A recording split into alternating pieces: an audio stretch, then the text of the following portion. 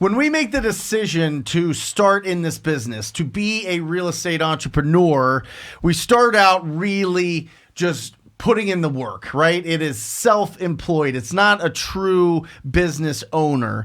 And then after time, after you build up a big enough bank account and you get enough experience, you start expanding. You start really growing into a business owner. And that's what we're talking about today. I've got two incredible guys out of Indianapolis. It has been 3 years since this interview right here. And if you see what that says right there, that's 4 deals in less than 60 days. You guys got out fast. Yeah. You guys took action fast, and you guys really started making an impact in your market. And now we're 3 years later. You have 37 doors, 37 doors that are cash flowing, and you have no money into those doors. You got all those money out. We're going to talk about that, but we're going to talk about the transition from really hustling to building a real business. Amari Heflin, Tyrone Johnson, here we go. Let's get this going. So, how's the last 3 years been going? Man,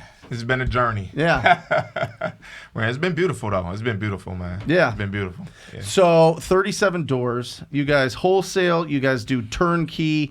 You sell to turnkey buyers. You guys do the BRRRR strategy, and you guys flip. Yeah. Right? Yeah, absolutely. I mean, it's all over the place. Right. Let's go back to these young guys here. This was all about wholesaling, right? This is all about finding those deals. Walk me through the transition from where you were there into where you are now, and some of these hurdles that we talked about off air that you've been through that we can hopefully help everybody that's watching and listening avoid. All right? I think, just like you said, being those young guys, we wanted to get in the game and be super focused on one thing. Right. And that was wholesaling. But once we started getting like some cash in, literally that year we bought our first rental property and did the BRRRR strategy. So as everybody know, the BRRRR strategy is pretty much you purchase a property either cash or with hard money, and then you turn around and fix that property up, get it rented out, and then a bank will come back and give you, depending on the bank, 70 to 75% of that back. And so for us, we was able to recoup all of that on that first deal and make $30,000 on that deal. That was a good deal. So we got paid to actually get the deal. cow. Yeah, so that actually was like turned our us best on. deal. Yeah, that turned us on to the BRRRR strategy. And so like from there, we kind of was like, we can really do this, once we really get rolling. But that wasn't our main strategy. So we still stuck to wholesaling at that point. Let me ask you this. So you're wholesaling, and then you have this phenomenal deal that not only did you BRRRR it out and make 30, they paid you for that property, right? 30 grand. Yeah. Why wouldn't you just wholesale it and make like 50K, 60K right off the bat? Why hold on to that? Yeah, I mean, Brent, that's a great question. I think for us, the name of our company is Legacy Home Buyer. So for us, Tyrone and I, we always saw the vision of actually being able to have assets that we wanted to, eventually be able to help pay for our lifestyle and not have to always wholesale, even though that is a bread and butter of ours, but we wanted to be able to have financial freedom, you know? So once we saw that this strategy, it was kind of like wholesaling, right? Brent, like I'm sure probably one of the first wholesale deals you did, you were like, wait a minute. This works. Like I know that it works because everybody's saying that it works, but like this really worked. Yeah. It was kind of the same thing with the BRRRR strategy for us, just because the deal was so great. Yeah. It was like we got a wholesale fee and we got to keep a property and we got the cash flow in a nice area. I'm like, okay, we need to do this. Like, we don't just need to write this off. We need to figure out a way to see how we can do this. So after that, we bought a triplex.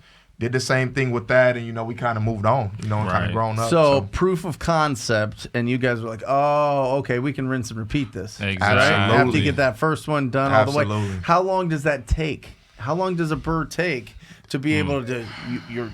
You're talking to the property owner, or you're getting it from somebody else. Right. You buy that property. You fix up that property. Right. You rent that property. You refinance that property. What is that? Is it 6 months? Is it 3 months? I think obviously now we've kind of like perfected that process.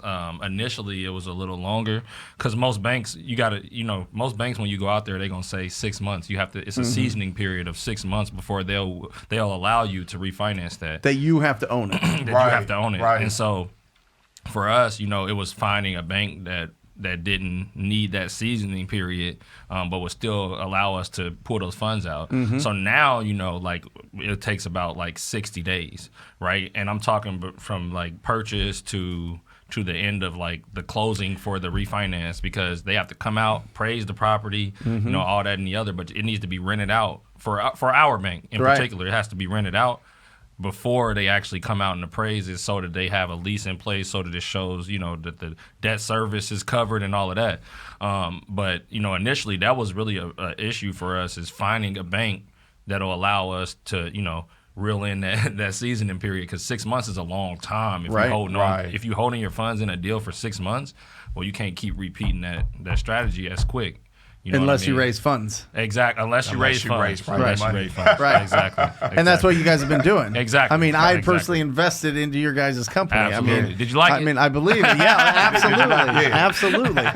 No, I mean, and it's real exciting to talk about, because we start, does wholesaling work? Can we find deals? Can I just go and call somebody up, have a conversation, and make some income? Okay, we did that. Okay, now do we build a whole business on this, or do we do different strategies? Do we start tasting other things? And I am firmly, and I will tell this to everybody, and it's my 2022 word of the year is focus. I think if you're doing this for the first 12 months, you focus on building your bank account as big and healthy as possible, 100%. so that you can build that machine that's getting you deals all the time, right? 100%. It's that focus, right? You guys really have 4 different focuses that you've built over the last 3 years, right? It's wholesaling, it's flipping, it's BRRRR, and it's selling to turnkey, which essentially is wholesaling or flipping. It kind of fits into one of those things, and we'll talk about your turnkey strategy in a second here. But when you're going into these deals, do you have to have 20% down, and then you're getting hard money for 80%, and then you're fixing it up, and then you're getting refinanced? Or are you buying these properties? Are you going at a price point where you could just buy them with your personal cash or cash that you've raised? Fix it up with that. Okay. Yeah. So you're not getting that 12, 14, 16% money with hard money lenders. We have done it when we didn't have, a couple private investors. We have done it, because we just had to make that deal work. We this is too good of a deal to pass up. Yeah. We did do it, and honestly, we didn't like it.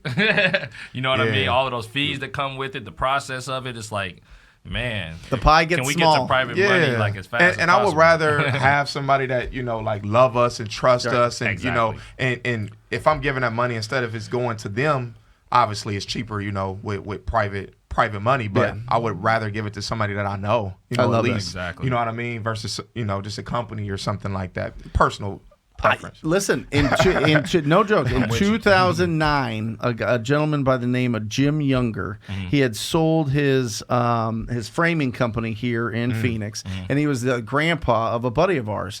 And he was looking to get into buying deals at the auction. Well, we were doing stuff at the auction, so he's like, let's test it out a little bit, and let's get you this. Let's get you 100, 200, 300 grand. It ended up he gave us $3 million to bid at the auction. We were doing fine with it until that all fell out because all the hedge funds came.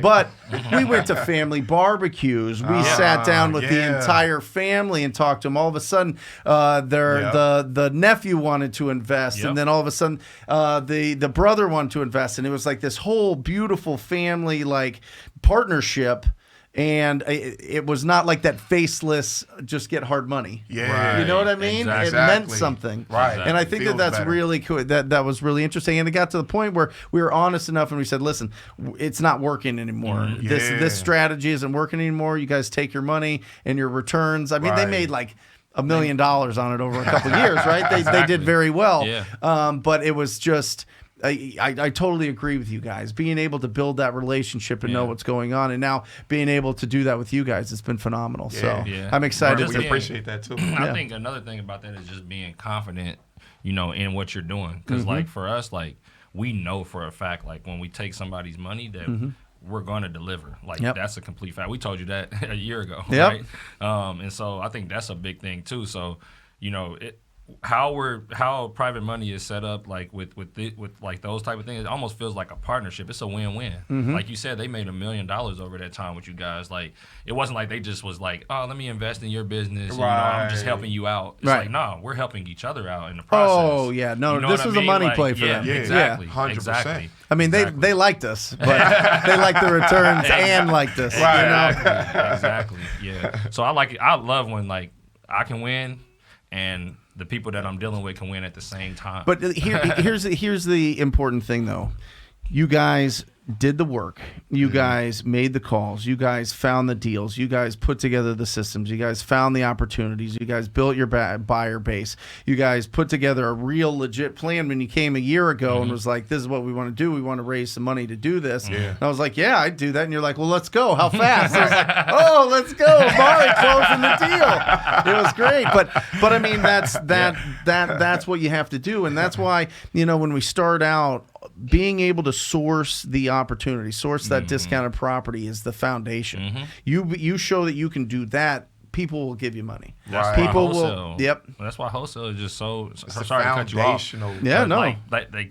From what you said is just 100% true. I was saying it while you were saying it. It's 100% true because you focus that year on wholesaling to build up that cash. You're not only building up cash. You're building the basis of like whatever other strategy that you want to go out and do. You still got to come and find that deal at a discounted rate. Yeah. You know what I mean? That's the only way you can do a BRRRR or a turnkey. But you know how I kind of related to it? It's building a skill that affect everything else. It's kind of like for people, right, if they don't exercise or don't go to the gym, whatever, right? No shade to anybody who doesn't, but I'm just saying, right, and the person says, hey, my life's changed because I got in the gym, it's now you got more energy. Now you can pick up your kids. Now you can go longer. Now you can, it affects your whole life from making that one decision. That's how wholesaling is in real estate. Once you're able to really understand how to get the deals, however you continue to grow your business is up to you, whether you do flips, whether you wholesale it, whether you do subject twos, whether you do sub flips, hotels, you know what I mean? It's so abundant, but once you get that is the foundational skill that I think anybody should be able to learn, because you always can, eat what you kill. You don't have to wait on somebody else to kill food and then, you know what I mean? You know how to fish. Yep. You know what I mean? And so you guys go 37 doors. You're getting nice cash flow from that. Are you taking that cash flow off the table personally? Are you putting it back into the investment or back into the, your rentals to make sure you can, keep them all, up to date and everything? Like, what does that look like? People hear 37 doors. What is that? What's the trickle down of that? What do you guys actually see of that? Or are you guys just living off of the wholesale, the flips, and the BRRRR strategy? I mean, a lot of it is we putting a lot of, and I'll let you speak to it too, but we putting a lot of the cash flow back because when we're doing these refinances, like you said, a lot of them we're getting so deep that we'll make funds on the refinances, right? And then obviously flip money, we're gonna take that home, right? Wholesale money, we're gonna take that home. Like you told us a year ago, hey man, pay yourself. Like y'all, it's time to start, paying yourself. We was like, ding, like we haven't been paying ourselves, so we've been paying ourselves. But the cash flow, a lot of the cash flow we putting back, the ultimate plan is to eventually start taking from that cash flow a lot more, right? And then kind of, trickle down the business a little bit. You know what I mean? But it's also big things that we did too, and not trying to get too deep, but right, we pay for taxes and bookkeepers and creating a serious LLC so that it just protects us as we continue to grow the rental. So it's kind of like as you grow in this thing, you need to be able to put things in place to protect it too, attorneys and different things like that cost money. So, but the beauty of it is that we can take from that cash flow and pay these things so that once it is set up, then it's not, if somebody slips and falls on some ice and they try to sue us, now it's not our whole company, it's just that one property. You know what I mean? Yep. So we we're in it for the long run. How did you learn all that? Able to do it. Man. Trial and error. Trial and error and just saying, okay, what if this happens? Yeah. Right. Tyrone and I are very optimistic, but we also look at the other side of it too, because we don't want to get, our seat pulled from under us and say, okay, we don't feel like we'll ever get sued, but looking at a lot of big players, it just kind of comes with the territory in this. It's not even saying that you're doing bad business at all. It just comes with the territory. We're dealing with tenants or just people in general. So it's like, how can we mitigate that? If we see any type of hole, it's like, okay, how can we close that hole, or how can we mitigate that? Even if we have to take the back burner because we know the long run, you know, it'd be well worth it, and we don't have to go through so many headaches later on. You know what I mean? Just to give you an example, trial and error. You know what I mean? And I'm being completely transparent here. You know what I mean? Is like 30 of those properties we bought in 1 year, right? So we got out pushing. We came out the gates and we was like, let's go, let's get it. And then it was like, wait a minute, you got to get your books in order. You got to get your taxes in order. Yeah. And so like our bank kind of slowed down our financing for a second until we finished, you know, our tax reports and stuff like that to file them, right? Not to say anything was wrong there or anything, but it's like they like, we just need to see it. We obviously see all of your properties are cash flowing, you refinanced out all of that, but we need to see these tax you know, documents and reports. So that kind of put us to a skirt. So we only bought like 7 after that. You know what I mean? But that was in like a 6-month span where we kind of slowed everything down to be sure that we have all our ducks in a row, right? Yep. And I think that was something like we could have just been like, all right, let's just go raise more private money and then we'll just keep rolling. But we was like, no, this is a lesson. Like, let's take it. Let's get our stuff in order. You know, so now we have obviously accountants, bookkeepers, tax professionals. We have lawyers, like he was saying. But trial and error wise, we had to stop, right, for a second and kind of peel back, you know, because they wasn't going to finance those deals for us anymore if we didn't. You know what I mean? So it was like that's what I mean by trial and error. But like Omari said, like I'll say some stuff. I'll be like, man, I think we should, you know, take a look at this, and then he might be like, all right, but it could do this. You know what I mean? And then same way, like he'll throw an idea, and I'm always playing, you know, devil's advocate on it. And I'm like, and I'll tell him right out the bat, like, let me play devil's advocate a little bit on this. You know what I mean? Like this, and this could come of it. Like, are we okay with, you know, putting stuff in place so it don't? Right. So we kind of mitigate that risk. Yeah. Well, I'll tell you what, business gets real when it comes to taxes. When it comes to filing taxes, right? Yeah. Man. All of a sudden you're like, oh, wait a second. I'm not an analytical. I'm not watching all this. I'm just out there talking to people. I'm out there finding deals. I'm out there getting excited about raising funds and doing all these things. And then it's like, hey, do you have all 18 of these documents? You're like, yeah. I'll get them to you. I'll get them to you. Don't worry. And they're like, well, we can't do anything else unless you get them. We're like, okay. We really got to get them to them. I know. Right. I mean, well, first of all, having a really good bookkeeper off the bat, having a really good accountant is fantastic. I mean, you guys are doing really well limiting your tax liability with all this property, obviously, and be able to, you know, deduct that from your taxes, which is phenomenal. But it's real. I mean, once you start doing as many deals as you guys are doing and raising the funds and doing all that, you have to have it all organized. Absolutely. Everything has to be organized, and it doesn't have to be you guys. It's hiring people to do it. Who, not how. You know what I mean? That's exactly what it is. So I love that you guys have no money into these. It literally, you're getting paid to own this real estate. These are some of these. A lot of these deals are like actually wholesale fees because we get them. So we've bought a property that didn't put any work into it. Called the bank. Got the appraiser out there the same week, appraised it, and we made $12,500. I think it was. So we got the money that we put into it, plus extra $12,500, and we rented it out. Exactly. Nothing was wrong with it. And now we're making $400 or $500 a month off of that one property, 2-bedroom, 1-bathroom. And that was 2 weeks. You know what I mean? For that to happen. So it's like we're still actually. It's not a wholesale.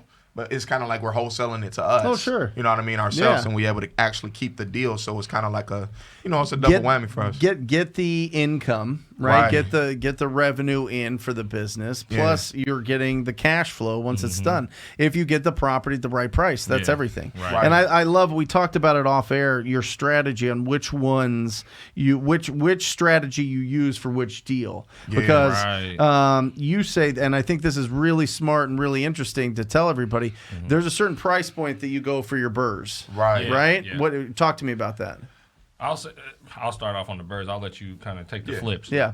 With the BRRRRs, because we kind of ran into that too. Is like we figured out kind of like, okay, our niche in this market for BRRRR is nothing that's pretty much ARV is over 150,000. We may be able to sometimes hit that 160, 165, but for the most part, everything that we've BRRRR'd, the ARV is 150 and under, 150,000 and under. And the reason for that is, you know, the rents don't match the actual ARV of the property. So if we go to 200, okay, in our market, you know, for our bank, they want us at 1.2 debt coverage ratio, right? Explain what that means. So that means for like, for instance, if a property is rented out, if a property ARV is 100,000, right? Okay, fixed up, it's 100,000. Exactly. Okay. And that property is, and they come out appraise it at 100,000, and at 75% of that is 75,000, right? So that's what the bank will give us back. Okay. So we need to be at like $800 or more on that rent in order for them to give us 75% back. Love it. If that makes sense. That's the 1.2. Exactly. That's the 1.2. Yep. And so it's it's kind of a sliding scale. So it's 1.2% of the 75. Absolutely. Got it. But the thing 75,000 of the loan. It's not exactly though, because it's like a sliding scale the way that they do it, but it's kind of like 1.15 almost when it really like boils down to it, but they call it 1.2. Got it. So but that's something that like in our market, like for our bank, like someone else might, you know, have another bank that say, you know, we're willing to do it for 1 point, like you know, for just 1%. Yep. And like in other markets, it's different.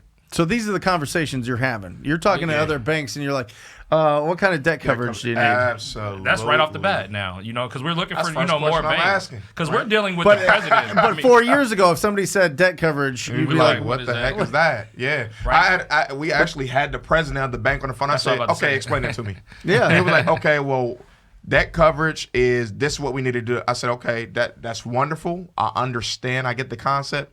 Give me an example. Exactly. Break it down. But that's how you learn if I got $100,000 property, I mean, listen, what are you giving me on that? You know what I mean? If you go in and you're authentically asking a question, I don't care if you're talking to Bill Gates or Elon Musk or whatever else. People are going to answer you. Yep. Don't worry about looking stupid. Don't worry about like faking it till you make it. Right. Just go in and just ask the question. I mean, he took it to the next level. He said, "I can send you an Excel sheet that'll calculate it for you." I'm like, and if we never asked that question, how would we get that? Know. You know what I mean? Right. So now we can say, okay, the ARV is X amount, boom, and it's going to pop us a number. And I say, hey, now we kind of got a whole thing. I hit our property manager up and say, hey, do you think that we can rent this out for this? I believe that we can. If you can get a tick over. Working backwards now. We work backwards now. As soon as we're almost done rehabbing the property now, now we'll call the appraiser before we get done. So now we saving time. Yep. So now we can start to turn it a little, you know what I mean? It's just being in it. Yep. Being in it. So talk to me about the flips. So the flips kind of just opposite of what Tyrone just said. So if, you know, our ARV is about 200,000 to 300,000, you know, the rents just don't match, you know. So if our ARV, let's say, is 250,000, right, then the rents need to be over 2,500. Right. In Indianapolis, that's kind of start to get hard. You can get it in certain areas, but in most areas, it just doesn't match up. So for us, if we took that property back to the bank is going to say, we can't give you all your money back. They're going to give us back like 60% instead of 75%. Right. So we have money stuck in the deal. Because they still need that 1.15 in there. So for us, it's like, okay, this is a good property. We would keep it, but we can't. So we have to then just flip that property, and it just makes so much sense to flip those. And then, you know, we get that cash, you know, that extra stack, you know, that's coming into us that way. And the stuff that we BRRRR anyway, like we said, not all the time, but literally, man, it's probably 80-85% of the time we make money on it. Yeah. So that's like a wholesale fee too, and we keeping it. So if we do got to, you know, take those ones where we do have to flip it and we don't get to keep them, it's not that big of a deal to us. Right, you know? right. And a lot of those, obviously, we keep, like we saying, that 75%. Well, if they only loaned us 75% of the deal, we getting paid on it. And one thing that we didn't talk about is we still got 25% equity in all those properties. So we got a cushion, for any downturns or anything of that sort. Right. Where it may drop, the price may drop or whatever, but we're only 75% into these deals. We're not 90, 100%. Well, people are still going to be paying rent, and they're still going to pay rent. So that's not the and issue. If the market, whatever, even if the rent rate's 25%, I mean, our whole country is in a exactly. You know what I mean? But the thing is, in the indie market, like just even in the last downturn, like you didn't see rents dropping that low. No. You know what I mean? So we cushion even the rents. We're asking for, we want a cash flow. So that's after loan is paid, insurance, taxes, and the rent that we getting, we want a cash flow at least $400 or $500 a property, right? So the rents are not going down that low in Indianapolis. Like that's just not going to happen. No, you know what I mean? So like it don't have that room to do it. Some of these rents are $800. Like you know what I mean? So it's like that don't even make sense. $300. Yeah. You know what I mean? Yeah. So it doesn't even make sense in that market. And in the last downturn, it didn't. People maybe went down, $100. Yeah, but not 30%. Not 30%. Yeah, not something that would eat up be your underwater cash or flow. something. Even if you broke even, there's no way. Exactly. So then, when do you wholesale? Everything else. Everything else. Everything you don't want? Or so everything that's maybe a little bit tighter, or maybe the price point's higher or something? Well, let's tie these two together because we talked about it. But a lot of our wholesale deals are relationship based. Like we don't really shoot deals out to like a buyer's list anymore. Right. You know what I mean? So like a lot of ours is relationship based. One of our investors' sisters wanted to get into the market, right? She used her 1031 exchange. I mean, the percentage that she was making in California on $1 million to now what she's making in Indianapolis on $1 million is, I mean, literally a testimony. Like she's so like she almost cried at dinner when we spoke to her. Like we took her to dinner and stuff, and I mean, she literally was like, I can't believe like we did that so fast. You know what I mean? But like in the midst of that, we were wholesaling those deals too. Yeah. To her. Yeah. And so like that's one relationship that I'm talking about. But like we have a couple more that, a couple guys in the market that, purchase properties from us. We have one guy that's, his name is David. Shout out Davion.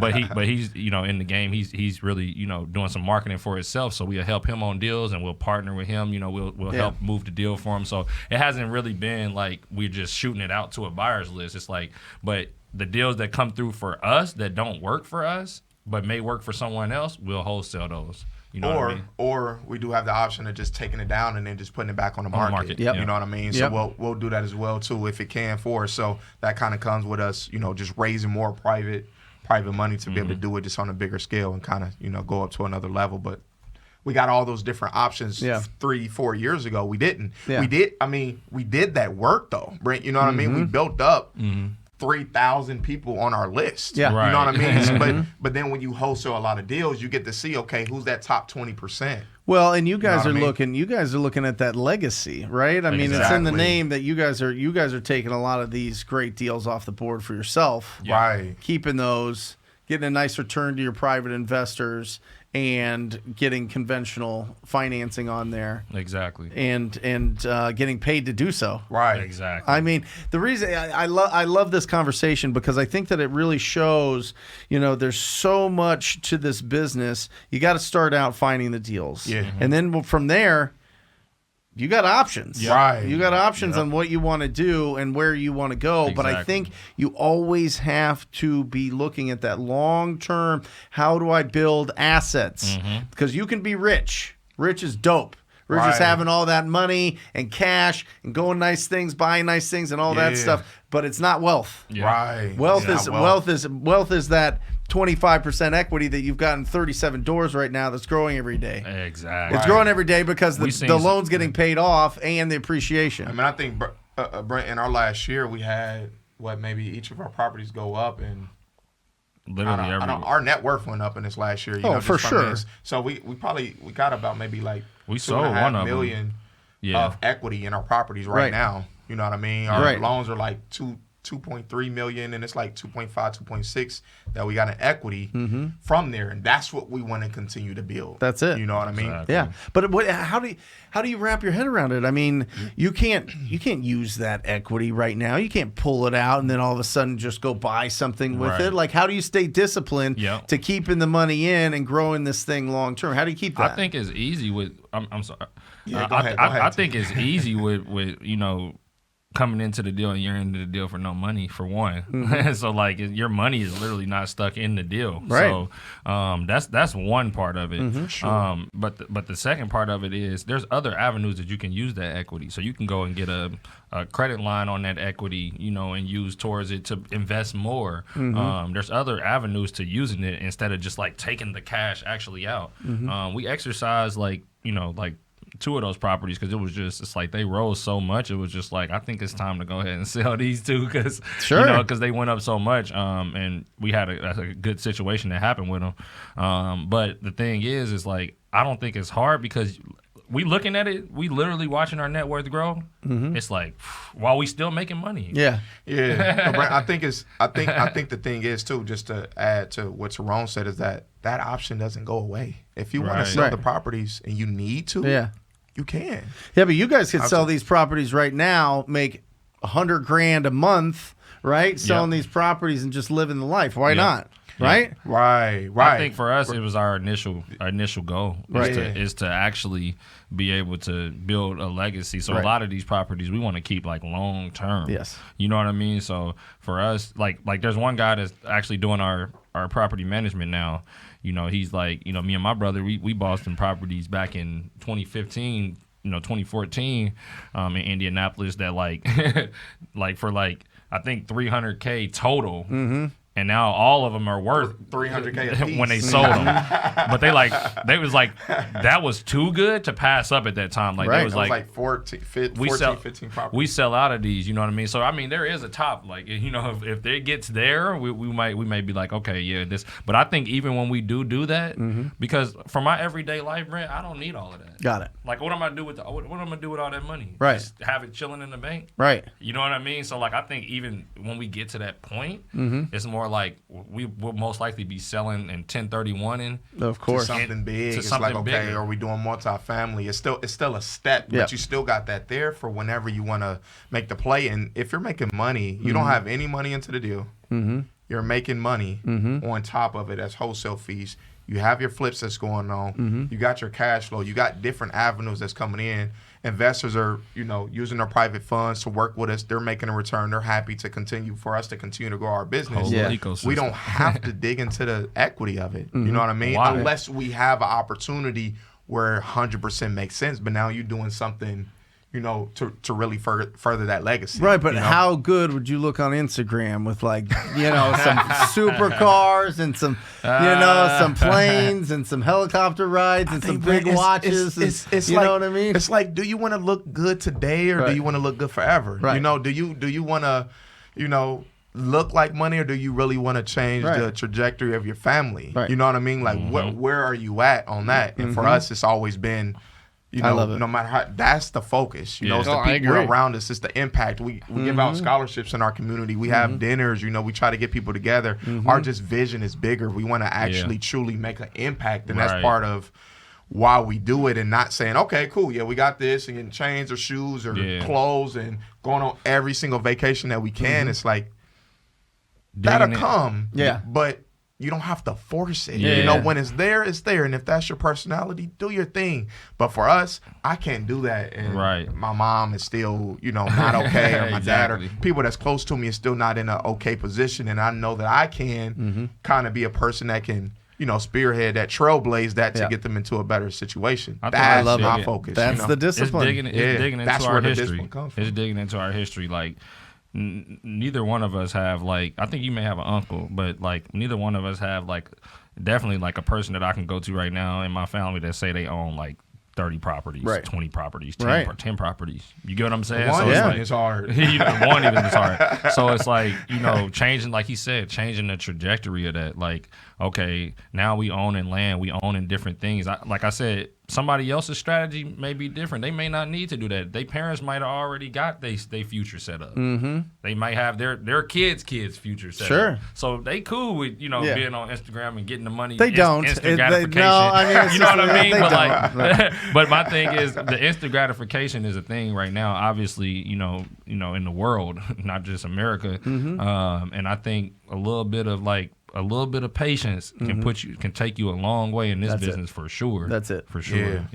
Yeah, and like you said, turn these, red houses into or greenhouses into a big red hotel. Exactly. That's it. Exactly. And that's long term. Yep. And that's and not only that, it's not like your kids get to say, "Oh yeah, my dad was like really good at real estate back in the day." No. It's like my dad is like a real estate mogul. My dad like is in it. Like you know what I mean? Playing like real life Monopoly. You can, what's the point of making all this income and giving it all back? Exactly. You know what I mean? Like you either spend it or you invest it. Right. That's it. So why not take some off, put it into investments for long term, look at the long term strategy of it?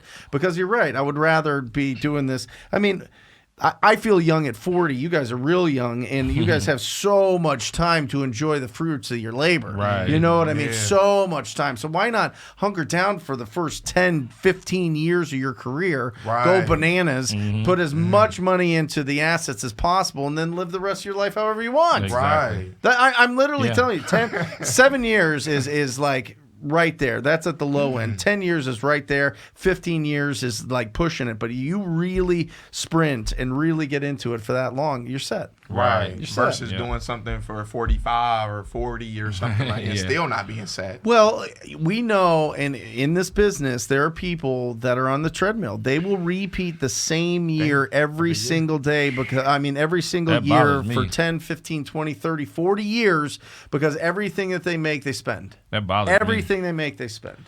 Yeah, that's not growth. And you guys are a wonderful. No, you guys are a wonderful example of it. So, how do people reach out if people want to, invest with your company? If they want to partner with you guys, if they want to be in your world, what's the best way to reach out and start that dialogue? Yeah. I think for us, definitely just reaching out by email. Okay. Tyrone at TERONE at LHBND.com.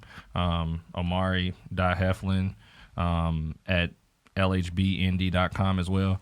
And then we can actually we have an investor packet that we can send them and kind of get them like a view into like our actual business, what are we doing day to day? Why are we able to bring you this return? What type of returns are we bringing you? What type of paperwork are you signing to make sure that both sides are protected? Yep. Things of that sort. So I think that's something that's huge for us now is that we have that in place that kind of people can actually look at what they're getting into.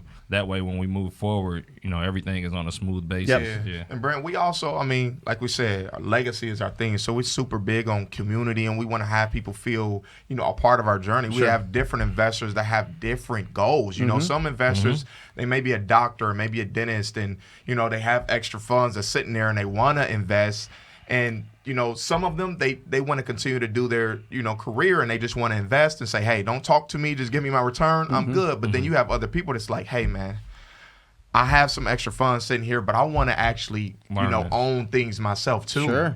So I want to give you a return, but can you kind of walk me through just a couple things? I'm not going to be too in it, but let me just kind of so I don't have to make the same mistakes that you had to 4 years ago. Exactly. I can kind of cut the learning curve. I can understand the banks that I need to go to, understand what my numbers need to be, all this stuff. And they say, okay, I'll lend it to you in exchange just for knowledge. Love it. So we have that. And then we got some people that's like, hey, look, I just want, turnkey properties, and can you guys do that for us? And we do that as well too, where we can just, pretty much hand deliver them, a property in a good area, show them what the rents are.